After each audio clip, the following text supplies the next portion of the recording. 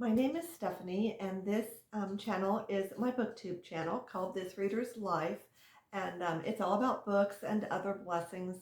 And I'm glad that you're here. And today is I do a weekly wrap up on Saturdays, and this will be my weekly wrap up for the week of January 24th. And today we'll talk about the books that I read and the books that I'm planning to read. One that I didn't finish that I'm still trying to decide what to do about it.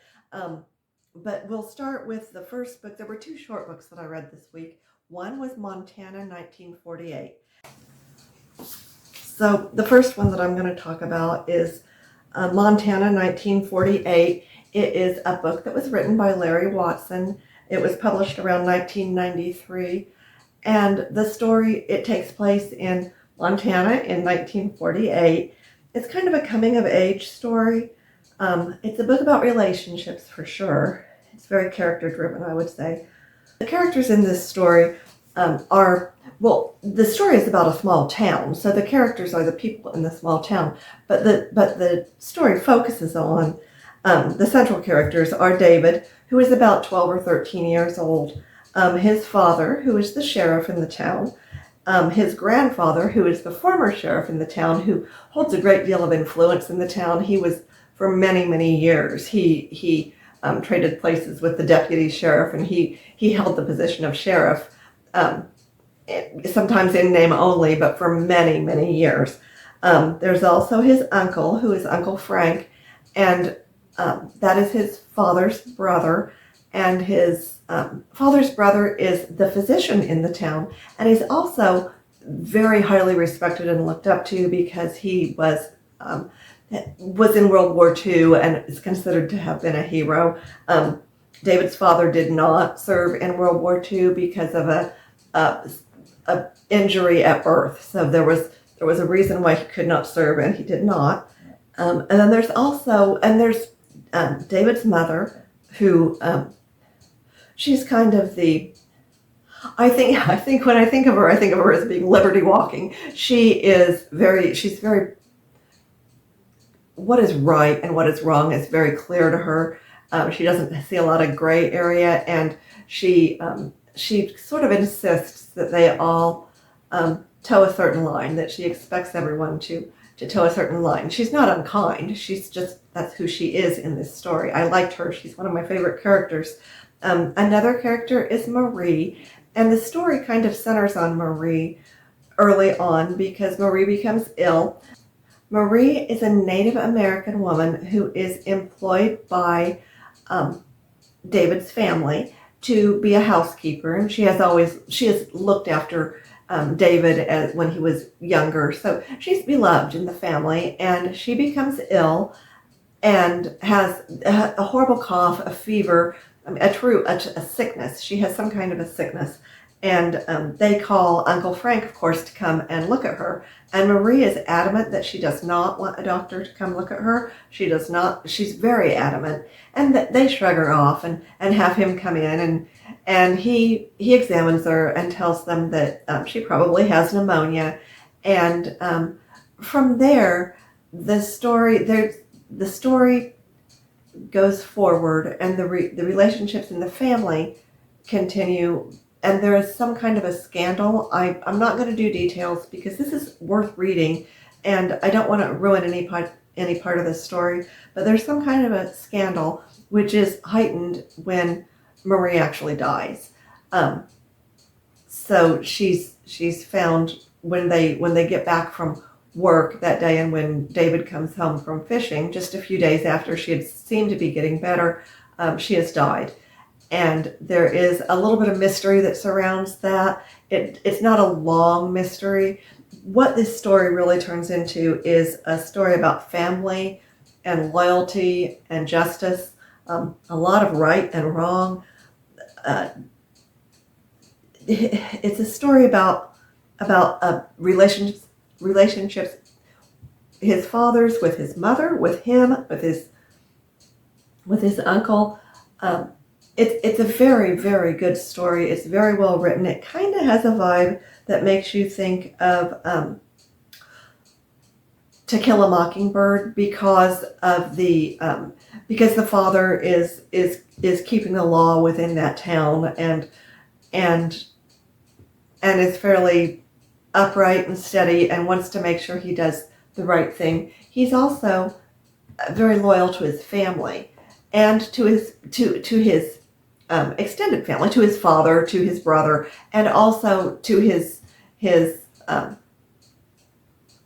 family in the home, his son and his wife. And it becomes hard for the father to reconcile between the two. So that is what I'm going to tell you about Montana 1948. I did enjoy it. It's not a hard read. It reads very easily. It was recommended by Priscilla on her channel, BookTube channel, is Evening Reader, and I respect just about anything that she suggests. And when I heard her talk about this, I knew that it was what I wanted to read, and so that's what I can tell you about that one right now. The next one is another book that it was short, and I really enjoyed it. Very different from this one. It was the title of the book is A Month in the Country. It's by J.L. Carr, and it was written in 1980, and it is an English novel about a young man in the year is 1920, and he is a veteran of the Great War, which would be World War I to us, but so the First World War, and he has taken a job in the English countryside in order to restore and reveal a mural that is at a church, on a church wall, and it's a large painting that has been discovered, and they need to have it restored. It's not visible, so he has to actually reveal it. And he comes to that town. He's fresh out of the war. He has a failed marriage behind him. He has a fairly dreadful nervous tic that he's been told there's really nothing anybody can do about it, that it might resolve over time. And when he gets there, the pastor there that lets him into the church, or that shows him the wall that he's supposed to reveal this mural under. The pastor tells him that he's not in favor of having this done. However, the money's been put there, and in order for him to get, I think it's a new organ that he wants, in order for him to get that, he's going to have this mural revealed and uncovered. And he's not particularly friendly. He asks the young man, his name is Tom, where he plans to stay, and Tom tells him, I have no funds. I need to stay here at the church. And so he is sleeping in the belfry is where he goes. And there is some scaffolding that's been put up that allows him to approach the painting. And this story it's not just about revealing a painting. It's about his healing and his coming to terms with who he is, and it's the way that the people of that village sort of take him in, and the art sort of takes him in as well. As he's revealing it, it's so beautifully told. And like I said, he's living in the bell tower. He is able to look out his windows in the morning and see the most beautiful countryside. The people there are warm, for the most part, warm and friendly. And it's about the healing power of art, of companionship. This is a story in some ways that is sort of more about what does not happen than what does happen. And it's 1 month out of this young man's life, and the memories that he takes with him. It's so beautifully written. The prose is absolutely gorgeous. And one of the things that happened to me in this book was, and we're gonna have a vocabulary lesson, because there was some vocabulary in this that I just flat out did not know the meaning of some of these words. And I'll go through them for you, and maybe we can both learn something. One of them is subsidence. And subsidence, a gradual downward vertical movement of the Earth's surface.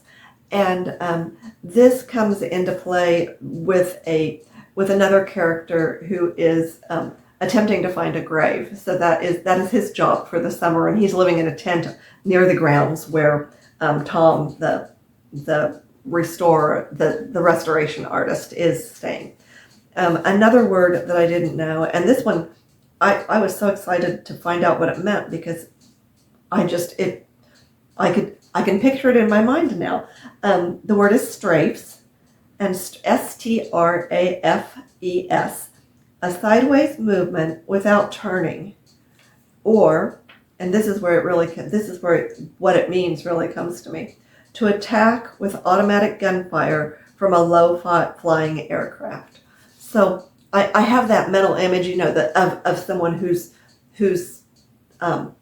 firing in that way, where it's automatic and all you have to do is move your arms. And I found that I've never heard the word strafes before, and it came up in that between, I believe, the two, Tom, who is a veteran, and his friend, whose last name is Moon, who is looking for the grave, trying to locate the grave.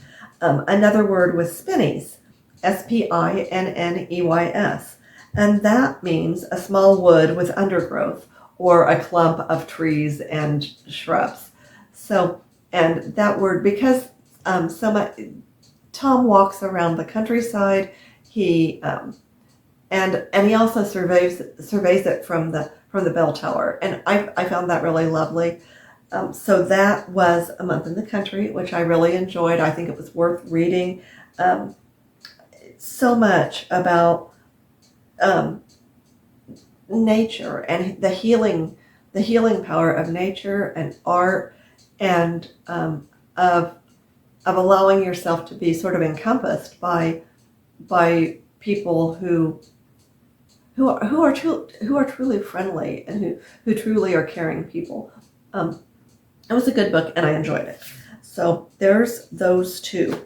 The one that I did not finish, and it's a soft did not finish. I may come back to it because I feel like I'm getting a little better at this. But it was a science fiction book that I started. I had chosen it based on a recommendation from a friend. The name of the book is Neuromancer, and it was written by William Gibson. And I got about a third of the way through it, maybe not quite that far, and it is so science fiction. It is so electrodes and dermatrodes and SimStem, and the words were words that I don't feel like are necessarily, I'm sure that they are real words, but they are so scientific and sort of futuristic, very very much a Matrix type world. It's too much for me right now as far as science fiction goes. I had read quite a ways into it, and I still wasn't quite sure what the story was about. But I think I'd like to come back to it and maybe read a few spoilers and see if I can't understand it a little better. The book that I exchanged for it is called Orbital. It's written by Samantha Harvey, and it is about 7 or 8 astronauts on a space station, and what they're doing there and what their relationships are. And right now, that is all that I really know about it, because I've just started it. It is character driven, and it's written well. I understand it, and up to this point, they've spent a lot of time looking at this beautiful, beautiful Earth from the windows of their space station. So I find that interesting. So that's as far as I've gotten with Orbital, but I've heard that it's very good, and I'm looking forward to trying to finish that one. I'm also working on Buckeye by Patrick Ryan, and I'm not going to say a whole lot about that right now. It's a slow guy is what I'm working on right now, and Orbital, which I'm starting to really, really enjoy. So that's all I have for right now. I plan to do another video on Tuesday. I'm not quite sure yet what it's going to be about, but something I've been noticing as I've been doing a little research. I've been looking at older books. I've been looking at different genres, and I will say that if anyone has a recommendation for a good poet, that's my fault. For a great poet, or maybe a book of poetry that someone really enjoyed. I have always liked poetry, but I've never been a big reader of any particular poet. I've thought a lot about Billy Collins because I own one of his books, and I've also thought about Arnold C., who is the current poet laureate for the United States. He was appointed, I believe, in September of 25. And so Arnold Z is one. The other that I was thinking about was Emily Dickinson, and I've always liked her writing, and I'm fascinated by her as well. So, I would like to read all of them, and maybe I will, but I'd like to have a good spot to start. I don't know a lot about poetry. Maybe I need a book about poetry. And understanding and how to read poetry. I don't know, but something like that, I would certainly be willing to read because I'd like to embrace it and go at it in the right way so that I do enjoy it and so that I do understand it. Like I said, I'm not a poetry person. Other than I think I wrote some really bad poetry in high school, but other than that, I'm not a poetry person. So that's kind of where I am. And also I've thought a lot about several of the books that I've been looking at lately have also been movies. And many times I've not seen the movies. So I'm kind of interested in looking at those. I know that almost always the book is better than the movie, but not always. So I think that's an interesting possible topic. Anyway, if you guys have any ideas for what you all want to talk about, let me know. And have a great day, and until we talk again, be kind to yourself, be kind to others, be kind to the planet. Y'all have a great day. Thanks. Bye-bye.